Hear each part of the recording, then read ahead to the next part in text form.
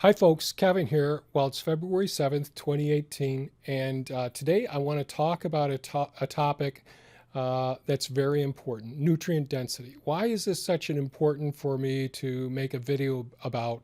Well, the reason that I'm making this video is because there's no standard, universally acceptable definition of nutrient density.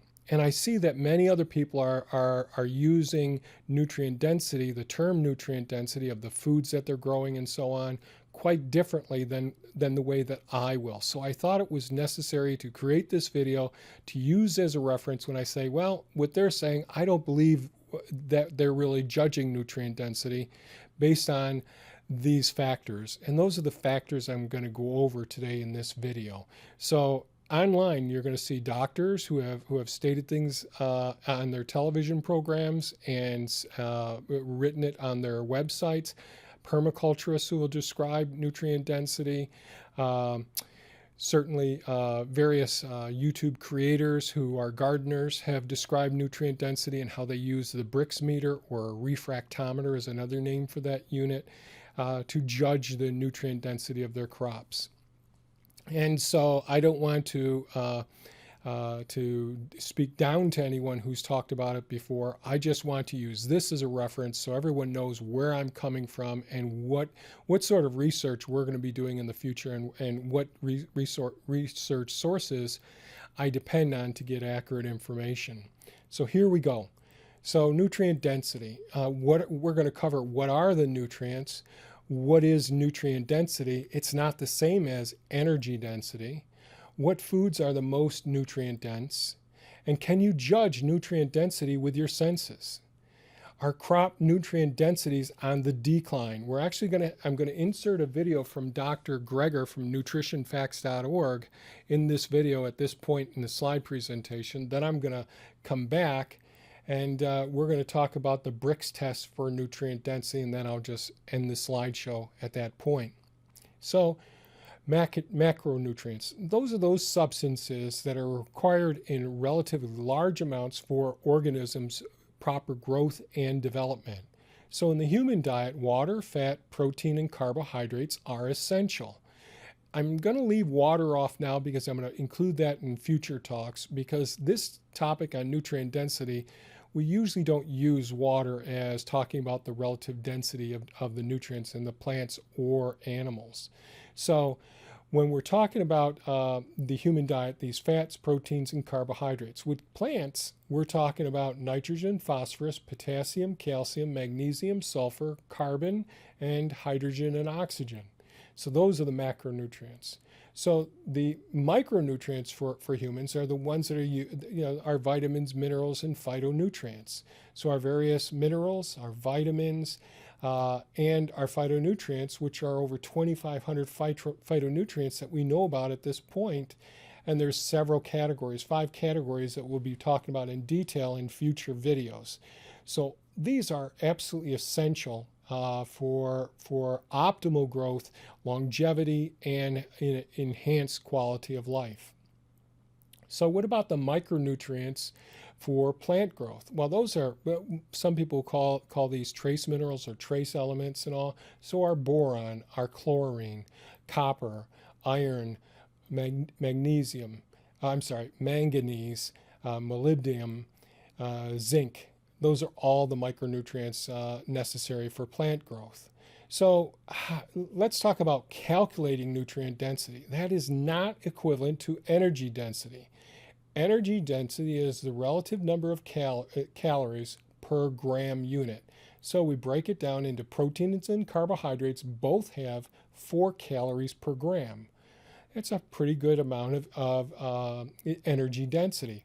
However, fats, they're much more energy dense. They have 9 calories per gram, almost twice as much as proteins and carbohydrates. So in the United States, in the West, the standard American diet is, we are burdened with consuming too many calories. We have too much energy density in our diet. We evolved as a species to survive sparse times, times when the crop, when it was difficult to forage for food.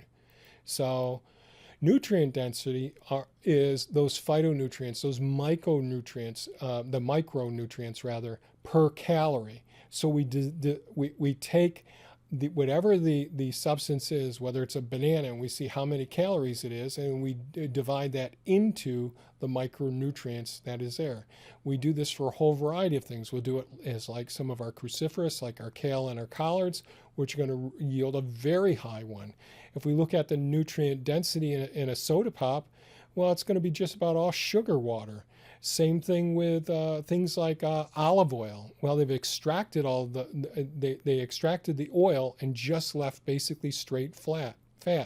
So all of the nutrients were left behind in the olive, or the vast majority of the nutrients were left behind. So how about judging nutrient density? How good are we at doing that? Well, certainly the brightness of the colors and the colors themselves. Is it a bright red? Is it a bright orange? Is it a bright yellow?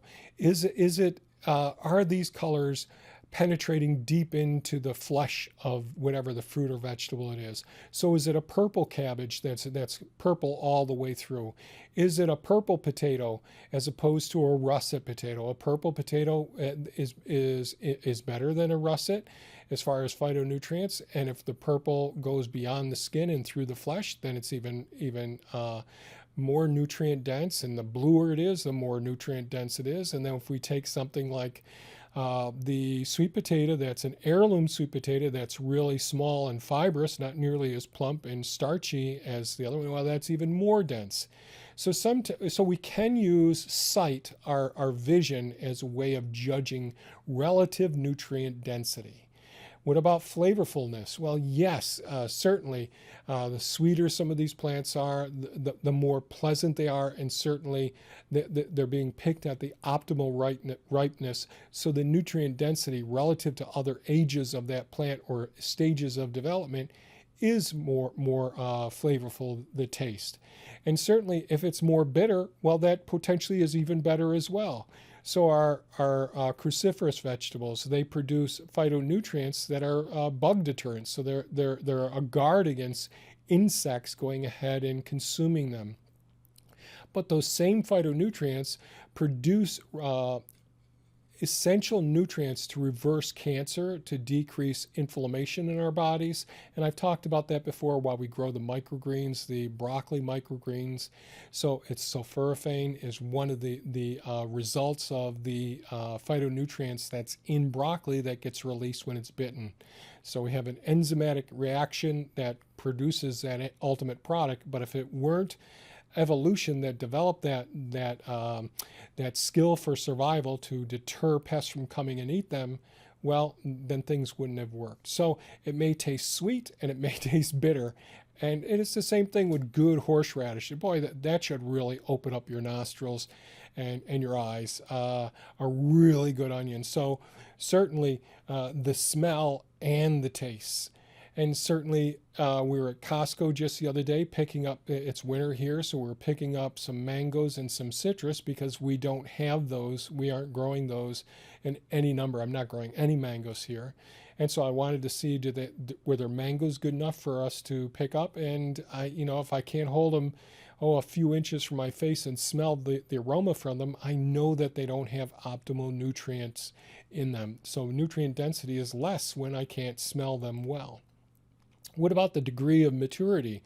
Well, as we learn to judge how ripe a cantaloupe or a watermelon is, or any other fruit, or an apple, when we can just slightly give it a twist and it falls off in our hand, then we know it's at optimal nutrient density. We want the seeds in the pumpkin to be fully developed, the seeds in the watermelon to be fully developed, because there's lots of phytonutrients, really nutrient dense components those seeds are. Same thing with sunflower seeds. So we can assess the level of maturity in these different plants and determine what is their relative nutrient density. So here's a chart that Dr. Joel Furman created, and this really shows a scale of the nutrient density. Using that formula, looking at the relative number of phytonutrients being divided by the calories that that plant contains.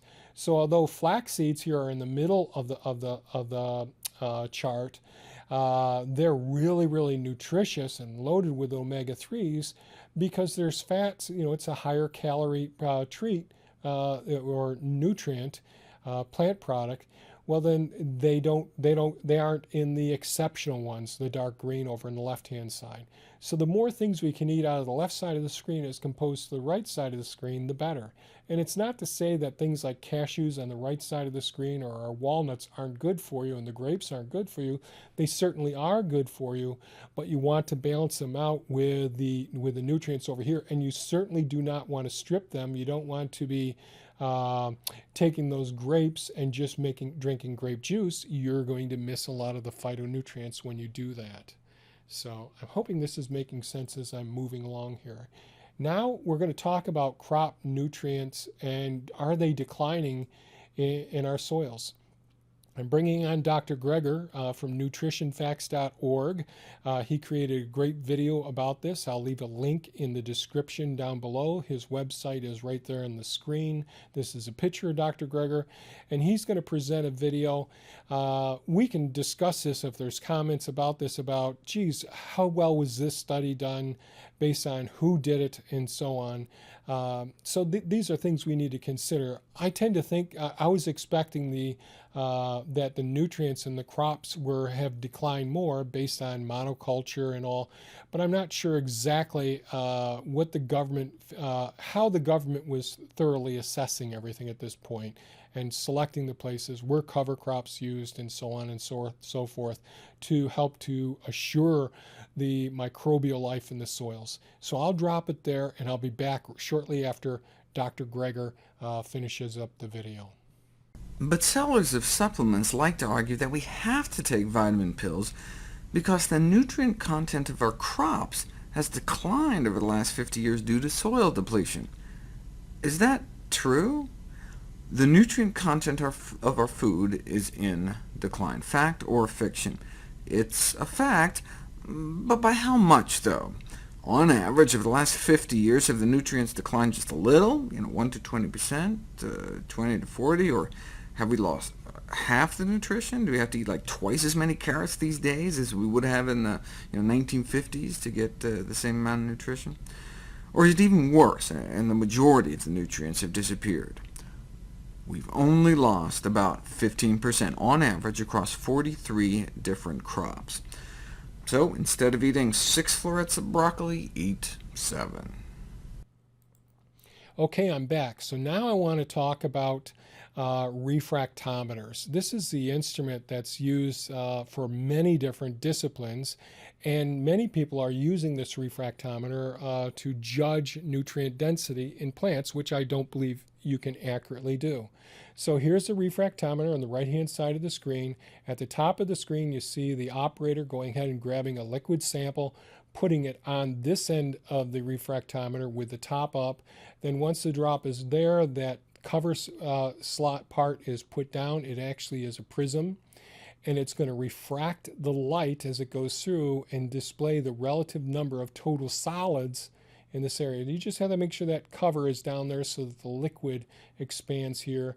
Then the person puts it up to their face, points this towards the light source, and this is what you'll see. You'll see this line of demarcation between the blue and the white, and that's the place. And if it's blurry, you need to readjust and redo it. So here's the refractometer, and it measures total dissolved solids in the liquid. Now these are solids that are now in solution, and it bends the light waves as it goes through that prism and all. So in medicine, we use a refractometer to do quite a few things. So with a urine sample, we can check the specific gravity of the urine to determine how concentrated or diluted the urine is. So if the urine is extremely concentrated and we know that there's sugar in the urine, well, they may be a diabetic and spilling sugar into the urine, and that needs to be checked. If their urine is specific gravity is very high, and it appears that there's a lot of protein in there, they may have what's called nephrotic syndrome and have a protein losing nephropathy. Their kidneys are leaking protein, and therefore we need to address their kidney disease as well. So the other thing we can do is we can take a very small blood sample and use what's called a capillary tube, a tiny glass tube that's really tiny and just a couple inches long. And we put a couple of really just a drop of blood in that tube. We put a clay in the end of it. We put it in a centrifuge so that all of the cells that are in the blood sample by centrifugal forces get driven to one end of that capillary tube. And we can tell relatively how many red blood cells they have or how much oxygen carrying capacity that they actually have. It's called the hematocrit or packed cell volume, and it's directly related to the hemoglobin, which carries oxygen to all our tissues. Well, we can snap that little capillary tube once all the red blood cells and the white cells are all at one end, and we take that liquid and put it on the refractometer, put it up here just like you saw in that previous image, and then we come down to this scale over here and we see how many grams of protein. It's predominantly protein, serum albumin and serum globulins. There are other components that are in there as well, but we can get an idea if the patient is dehydrated and their protein level is real high because of that, or if they have a really high protein level because they have a cancer going on, a type of bone marrow cancer, or they have a chronic inflammatory condition and they have lots of immunoglobulins circulating as well. Or we can also see, geez, have they had been losing blood gradually through their digestive system, and their protein levels are low here, and we look at another quick assessment test and see their blood urea nitrogen is high. Well, then we know that they've been bleeding into their digestive system. So these quick assessment tests allow us to determine the relative, as a triage case, we can determine a lot of things that are going on. And right here, we just use that refractometer to use this instrument to make gain quite a bit of information. They're called quick assessment tests. So as you may recall from some of the other videos, I've been working with fish ponds, aquariums, and reef systems for many years now. And so one of the instruments we use is the refractometer. So with the marine systems, we can see what the salinity is by the specific gravity over here on the left-hand side. So we know that as water evaporates, is the relative salt concentration increasing. So that's what the refractometer does. Again, it's measuring dissolved salts. And so if you're fermenting foods and beverages, well, then the next thing is you can see just how much the alcohol is there. You can see how much sugar is in the solution. If you're running a sugar shack and tapping maple trees for sap in order to concentrate that down and make maple syrup, you can use a refractometer to see what the relative concentration of sugar is. And what people use this Brix meter for, which is this refractometer, they're using it to see what the total dissolved solids are, but it's predominantly the sugars. Yes, there are some phytonutrients in there, there are some plant proteins in there as well, but it's predominantly sugar. And it depends on the time of day, the stage of development. So for instance, in the early spring, and the carrot's a year old, the tuber has all of the sugar in it. Maple tree carries all the sugar during the winter months down in the root mass, and it starts bringing it up to the leaves when the buds start to swell. When the leaves are in full photosynthesis, they're driving the sugars down to the roots to exchange with other soil microorganisms as well. So it is a useful tool. However, being able to assess the relative amount of sugar can tell us about the energy of the plant and tell us about the hydration of the plant. But I don't think we're making some inferences that I don't think are while they certainly don't support nutrient density as already described, and that's the relative number of micronutrients divided by calories. Sugar is a calorie, so you can't, it really isn't measuring the phytonutrients at relative to the number of calories. So the phytonutrients, using the Brix meter to measure that, I don't think it's a good way of measuring it. So I wanted to have this as a reference resource for you. So when you know that I'm saying, geez, I don't use that technique, I really don't think it's of value, it's not the mechanism I'm going to be using to assess my plants and their relative nutrient density. So I thank you so much for bearing with me through this whole presentation. I wanted to present it, like I said, as a reference so you know what I'm talking about. If you think this was of value, please give it a thumbs up. Subscribe if you haven't subscribed, and share it on social media of your choice. And thanks so much for watching, and you have a fantastic day. Bye-bye now.